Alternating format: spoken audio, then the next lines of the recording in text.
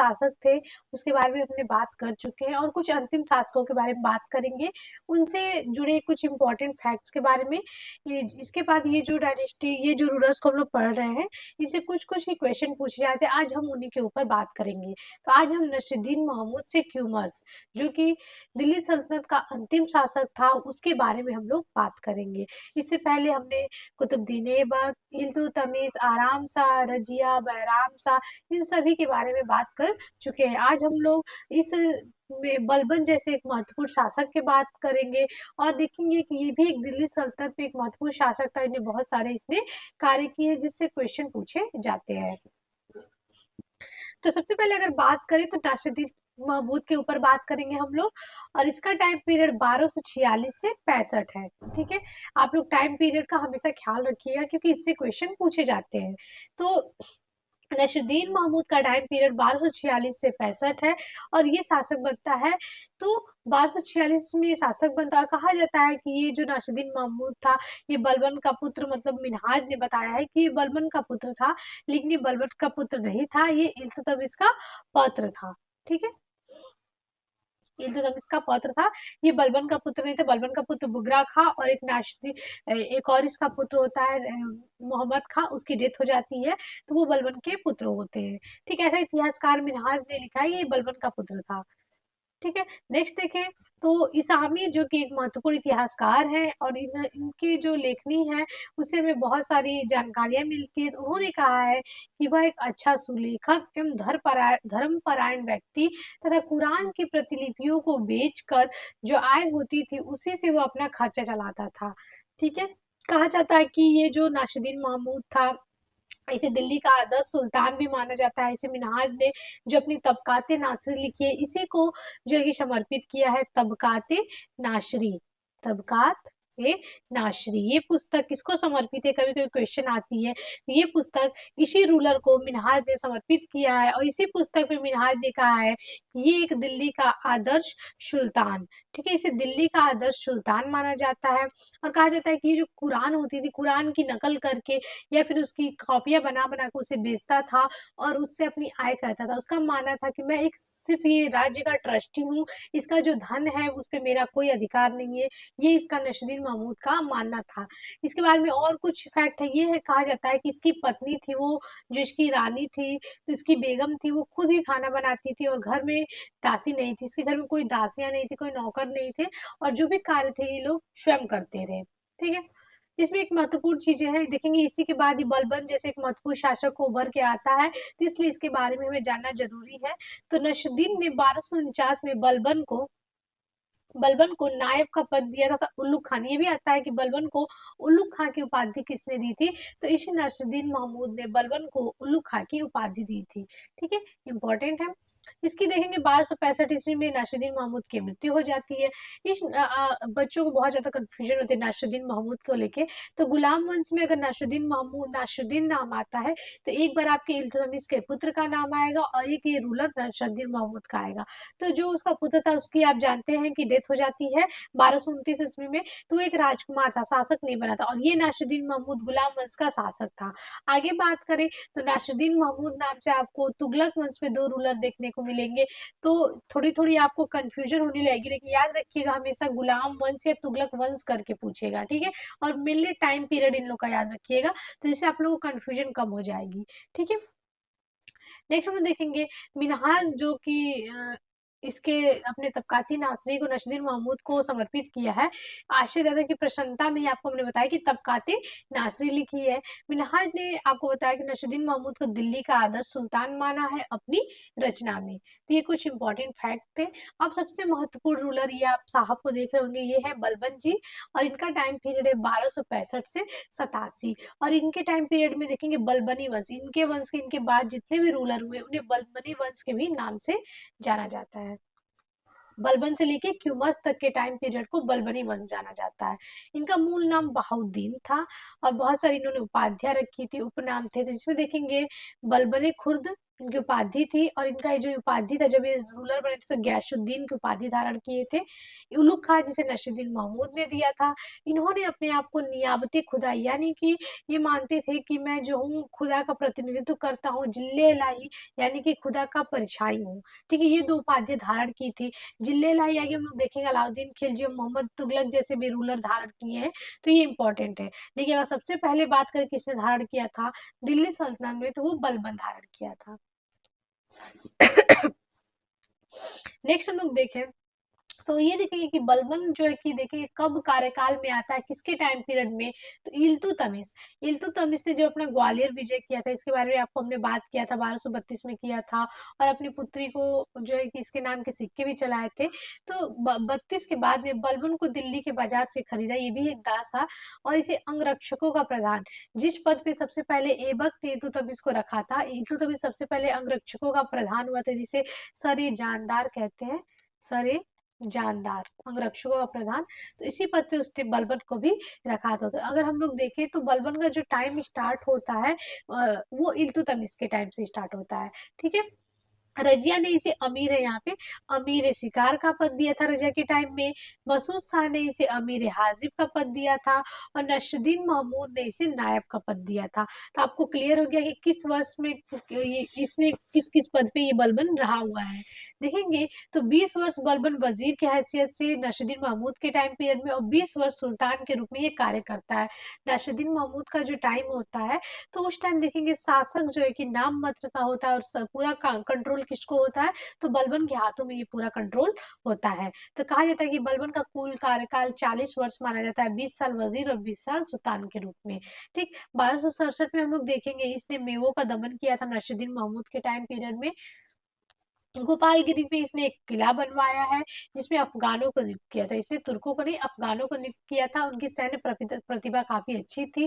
देखेंगे मंगोल आक्रमण से बचने के लिए, विद्रोहों से बचने के लिए ये दिल्ली के चारों कोनों में, कभी कभी आता है किसने जो है कि दुर्ग बनवाए थे, तो चारों कोनों भोजपुर, पटियाली, कामपिल और जलाली में इसने 4 दुर्ग बनवाए थे। जैसे अलाउद्दीन खिलजी देखेंगे कि मंगोल आक्रमण से बचने के लिए सिरी का दुर्ग बनवाया था, सिरी फोर्ट दिल्ली के पास बनवाया था। वैसे दिल्ली के चारों कोनों पे भोजपुर, पटियाली, काम्पिल और जलाली नामक 4 दुर्ग सबसे पहले बलबन ने बनवाए थे। वहां पे भी उसने अफगान अधिकारियों की नियुक्ति की थी। अब यहाँ पे देखें एक और चीज आती है कि ये अपने आप को बताता था कि मैं अफरासियाब अफराशियाब अफराशियाब वंश का हूँ, जो कि हम देखेंगे इसका वर्णन हमें फिरदौसी की शाहनामा में देखने को मिलता है। फिरदौसी की शाहनामा, ठीक है। और ये अफरासिया वंश कहाँ का था, ईरान कह लें या फिर फारस, वहां का ये वंश था। और इन्हीं का वंशज ये अपने आप को बताता है, और अपने आप को उच्च कुल का दिखाने को ये चाहता है, क्योंकि ये एक दास था, तो जनता इसे जो है कि अपनाती नहीं है, तो इस वजह से ये अपने आप को उच्च कुल का दिखाता है। और इसका कहना था कि जब मैं नीच कुल के लोगों को देखता हूँ, तो मेरा जो है कि रक्त खौलने लगता है, खून खौलने लगता है। उनको देख के मेरी सारी जो है कि सारी इंद्रियां जो है कि प्रबल हो जाती है। ऐसा कुछ कथन जो है कि बलबन कहता था।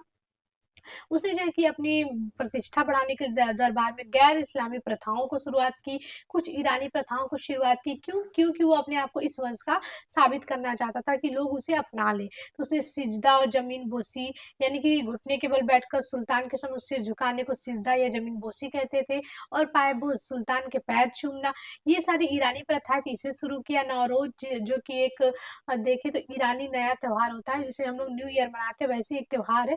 नौरोज प्रथा को इसने दरबार में शुरू किया। और देखेंगे अपने पौत्रों कैकुबात, कैकुसरो, क्यूमर्स, इन सबके नाम भी ईरानी रखे थे। और भी हम लोग देखेंगे इसने जो है कि दरबार में हंसी मजाक, संगीत और बहुत सारी चीजों को साज सज्जा से रहना, एक ड्रेस बनवा देते, ये सारी चीजें बलबन ने शुरू कराई थी। इसने जो है कि जिले लाई, नियाबते खुदा, ये सारी अपनी जो उपाधियां ली थी, ये साबित करने के लिए कि लोग इसे अपना ले। इसने अपने आप को एक प्रतिष्ठित शासक के रूप में करने के लिए ये सारी चीजें की थी। आपको ने बताया कि शराब, नृत्य और संगीत इसने बंद करा दिए थे। देखेंगे दूसरा कि विशेष देश क्रोध बना दिया था, हंसी मजाक भी बंद कर दिया था। और बलबन पहला भारतीय मुस्लिम शासक था जिसने स्वयं को जिले इलाई, ईश्वर की छाया कहा, तथा यह उपाधि अपने सिक्के पे भी अंकित कराई थी। ठीक, दूसरा देखेंगे, कहा जाता है कि जब बलबन के बड़े पुत्र की मोहम्मद खां की मृत्यु हुई थी, तो बलबन जो है कि दरबार में बिल्कुल शांत रहा, कोई भी रिएक्शन नहीं देता, लेकिन जब वो अपने शयन कक्ष में जाता है तो वो फूट फूट कर जो है कि अपने कमरे में रोता था, और अपने आप को इस तरह से वो एक तरह से कठोर बना लिया था प्रजा के सामने। इसका जो वजीर था वो ख्वाजा हसन बसरी थे। कहा जाता है कि बलबन के टाइम पीरियड में वजीर सिर्फ नाम मात्र के रह गए थे। बलबन एक जो है कि तानाशाही शासक के रूप में शासन करता है। दूसरा देखें, अपने दास तुगरिल खान को बंगाल का इक़्तिदार बनाया, और इसने 1275 विद्रोह कर देता है, तो विद्रोह किया, और यहाँ पे वो सुल्तान मुगस्सिन की उपाधि धारण करता है। और यहाँ पे जो एक विद्रोह को दबाने के लिए बलबन अपने एक पुत्र, जिसका नाम है बुगरा खां, और इसके बाद हम लोग कैखुसरो कैकुमर्स पढ़ेंगे, और उसके बाद तब इनका भी नाम हम लोग जानेंगे। और ये देखेंगे बंगाल के, यहीं से देखेंगे ये बंगाल के सूबेदार बन जाते हैं और वहीं पे ये रह जाते हैं, और दिल्ली सल्तनत में बलबन के बाद शासक बनने को लिए नहीं आते, ये बंगाल से ही संतुष्ट हो जाते हैं। बुगरा खां को बंगाल का इक़्तिदार नियुक्त किया, और इस समय बलबन ने बुगरा खां को कहा था कि इसी टाइम बलबन ने बुगरा खां को अपने पुत्र को कहा था कि सुल्तान का जो पद होता है निरंकुशता का सजीव प्रतीक होता है, यानी कि सुल्तान को निरंकुश होना चाहिए, ये चीजें वो अपने बेटे को सलाह देता है। दूसरा हम लोग देखें, बलबन ने 1279 ईस्वी में ख्वाजा नामक दीवानी अधिकारी की नियुक्ति की। ये भी आता है कि ख्वाजा, बस टर्म आ जाएगा कि ख्वाजा किससे संबंधित है, तो ये दीवानी अधिकारी की है। ठीक है, बलबन ने इसे शुरू किया था, जो इक़्तिदारों पर नियंत्रण रखता था और उनकी आय का आकलन करता था तथा लेखा रिकॉर्ड रखता था। तो ये इसे याद रखिए कि ये यूजीसी नेट जेआरएफ में पूछा हुआ क्वेश्चन है। ठीक है, बलबन ने इक्ता को अपने उत्तराधिकारियों को स्थानांतरित करने पे रोक लगा दी, यानी कि जो इक्ता का ट्रांसफर होता था उसको उसने जो कि रोक लगा दी थी, क्योंकि इससे जो है कि वो चाहता नहीं था कि और कोई प्रबल हो और ज्यादा भ्रष्टाचार बढ़े, ये सारी चीजों को रोकने के लिए वो इक्ता के स्थानांतरण को रोक लगा देता है। मंगोल आक्रमण से बचने के लिए उत्तर पश्चिमी सीमों पर किले की श्रृंखला बनाई। भोजपुर, कौन कौन सी थी, भोजपुर, कामपिल्य, पटियाली, ये सारी जो है कि इन सभी दुर्ग पे इसने किले बनवाए थे, और वहां पे अफगानों की नियुक्ति की थी। और कुछ भागों में देखें तो इसने जो है कि संपूर्ण सीमांत प्रदेश को दो भागों में विभाजित किया। पहला है सुनम, सुमाना, उच्च के प्रांत, जिसे जो कि छोटे बुगरा खां को दिया, और दूसरा देखेंगे मुल्तान, सिंध और लाहौर अपने बड़े पुत्र मोहम्मद खां को देता है। और देखेंगे मोहम्मद खां जब 1286 ईस्वी में तैमूर खां के नेतृत्व में हुए मंगोल आक्रमण का जब ये सामना करता है, और तभी ये मंगोल आक्रमण का सामना करते हुए 1286 ईस्वी में इसका बड़ा पुत्र मारा जाता है, और इसका इसे इतना दुख दुख होता है कि यही से देखेंगे कि बलबन धीरे धीरे कमजोर पड़ने लगता है और इसकी मृत्यु हो जाती है। ठीक है, और इसने बलबन ने इसे अपने बड़े पुत्र को शहीद की उपाधि दी थी।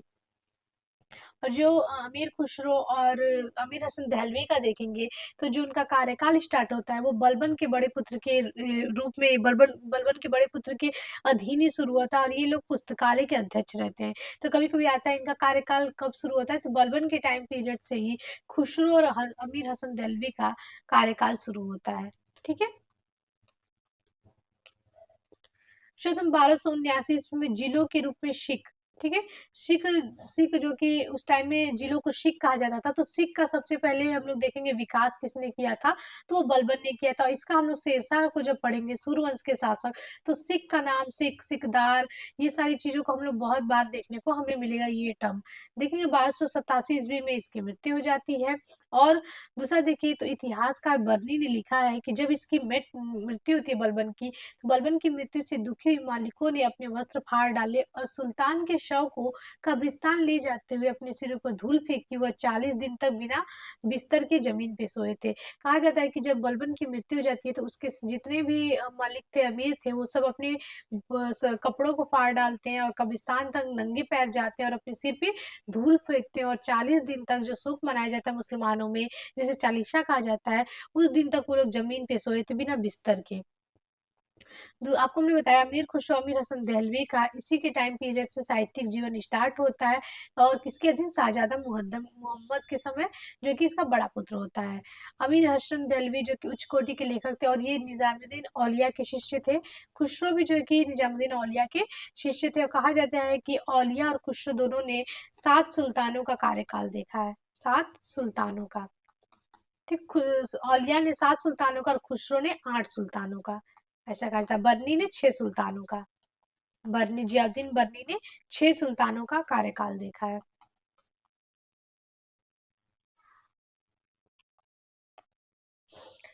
नेक्स्ट देखिए तो कुछ इतिहासकारों का कथन देखते हैं जो कि बलबन के बारे में पूछा भी जाता है। इतिहासकार हबीबुल्ला कहते हैं कि बलबन के शासन काल को सुदृढ़ीकरण का काल कहा गया है। क्यों? क्योंकि देखेंगे जो बलबन का काल होता है वो किसी विस्तार को नहीं करता है, कोई अभियान नहीं करता है, वो बस वो अपने शासन को सुदृढ़ करने में लगा रहता है, क्योंकि मंगोल आक्रमण का भय, दूसरा आंतरिक विद्रोह से बचने के लिए वो बस अपने शासन को सुदृढ़ करता है, साम्राज्यवादी नीति नहीं अपनाता है। विशाल सेना होते हुए भी बलबन मंगोल आक्रमण के भय से सीमा विस्तार का प्रयास नहीं करता है।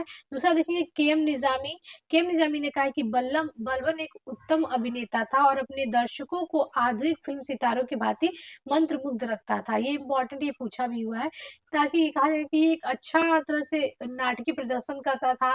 जैसे आपको बताया कि वो दिखाने की कोशिश करता है कि वो उच्च कुल का है और बहुत सारी चीजों को लागू किया होता है, इस वजह से के एम निजामी ने ऐसा कथन कहा है। अब चलते हैं नेक्स्ट रूलर के बारे में, देखेंगे बलबन की जब मृत्यु हो जाती है तो कौन शासक बनता है। तो ये गुलाम वंश का 10वां शासक होता है, जिसका नाम है शमसुद्दीन कैकुबाद, 1287 से 90। जब बलबन की मृत्यु होती है 1287 में, तो उसका जो पुत्र होता है बुगरा खां, वो सुल्तान बनना नहीं चाहता था और वो बंगाल से नहीं है, वो बंगाल में संतुष्ट रहता है। फिर उसके बाद देखेंगे बुगरा खां को सुल्तान बनाना चाहता है, लेकिन वो बंगाल से नहीं आया। उसके बाद उसने मोहम्मद खां के पुत्र, जो उसका बड़ा पुत्र था, उसके कैखुसरो के वो उत्तराधिकारी बनाया, लेकिन कैकुबाद ने कैखुसरो को मार दिया और कैकुबाद शासक बन गया। ठीक है, उसको मारता है और वो बनता है कैकुबाद शासक। जब कैकुबाद देखेंगे कैकुबाद जब शासक बनता है तो बहुत सारी जो प्रतिबंध होते हैं दरबार में, बलबन ने लगाया था, उस वजह से वो, जब वो बलबन की मृत्यु होती है तो बहुत ज्यादा दरबार में एक तरह से कहें तो मौज मस्ती में लग जाता है, बिल्कुल ध्यान नहीं देता है दरबार पे। इस वजह से देखेंगे जो दरबारी अमीरों का होता है उस पर बहुत ज्यादा नियंत्रण हो जाता है, इसका जो वजीर होता है उसके पे बहुत ज्यादा नियंत्रण होता है। इस वजह से जब बुगरा खां को ये बात पता चलती है, वो आता है दिल्ली, अपने पिता से मिलता है और फिर देखेंगे कि उन दोनों के बीच जो है कि बहस होता है, डिबेट होता है। उसके बाद देखेंगे वो उसको समझाता है और फिर वो वापस बंगाल चला जाता है। यानी कि जब कैकुबाद से उसका पिता बंगाल का सुल्तान बगरा खां 2 वर्ष बाद 1287 में अवध में मिलने आता है, तो इसका उल्लेख हमें अमीर खुसरो ने किरान शादीन में किया है। इन पिता और पुत्र के बीच में देखेंगे जो दरबार के अमीर होते हैं उन्होंने समझौता कराया और कैकुबाद को जो है कि शासन करने के लिए छोड़ के फिर बुगरा खां वापस चला जाता है। कैकुबाद ने किलोखरी का महल बनवाया। इसी किलोखरी के महल में देखेंगे जलालुद्दीन खिलजी का राज्यभिषेक होता है, खिलजी वंश के। कुछ समय पश्चात कैकुबाद को लकवा हो जाता है और वो उससे ही उसकी डेथ हो जाती है और इसके बाद शासक बनता है आपका लास्ट रूलर क्यूमर्स। ठीक है, सबसे अंतिम रूलर है जिसका टाइम पीरियड 1290, ये ज्यादा समय तक शासन नहीं कर पाता है। इसके बाद देखिए काफी छोटा होता है क्यूमर, 2.5 वर्षीय क्यूमर शासक बनता है और जलालुद्दीन खिलजी इसकी हत्या कर तुर्की सुल्तानों की सत्ता समाप्त कर देता है और एक नए वंश की स्थापना होती है जिसे कहते हैं खिलजी वंश। और इनकी जो है कि इसे खिलजी क्रांति भी कहा जाता है, तो आपको हम बताएंगे खिलजी क्रांति क्यों कहा जाता है। तो इस तरह देखेंगे कि जब क्यूमर्स होता है, क्यूमर्स के टाइम पीरियड में जलालुद्दीन का काफी ज्यादा प्रभाव रहता है और वो सत्ता को हड़प लेता है और ज्यादा समय तक क्यूमर शासन नहीं कर पाता है। तो आज हमने कुछ महत्वपूर्ण रूलर्स को देखा जिसमें हमने नासिरुद्दीन महमूद, बलबन के बाद हमने देखा आपका कैकुबाद के बाद क्यूमर्स देखा और उसके बाद हम लोग देखेंगे नेक्स्ट लेक्चर में खिलजी वंश जो कि बहुत इंपॉर्टेंट है, इससे काफी क्वेश्चन पूछे जाते हैं। तो देखेंगे काफी छोटा वंश है और देखेंगे सबसे कम वंश तक किसी वंश ने शासन किया है दिल्ली सल्तनत पे, तो वो खिलजी वंश का शासन काल है। मात्र 30 से 32 साल या फिर 30 साल का इसका शासन है खिलजी वंश का। तो इसी को हम देखेंगे। मिलते हैं अगले लेक्चर में, तब तक के लिए धन्यवाद। संकल्प आपका होगा, सहयोग हमारा होगा। धन्यवाद।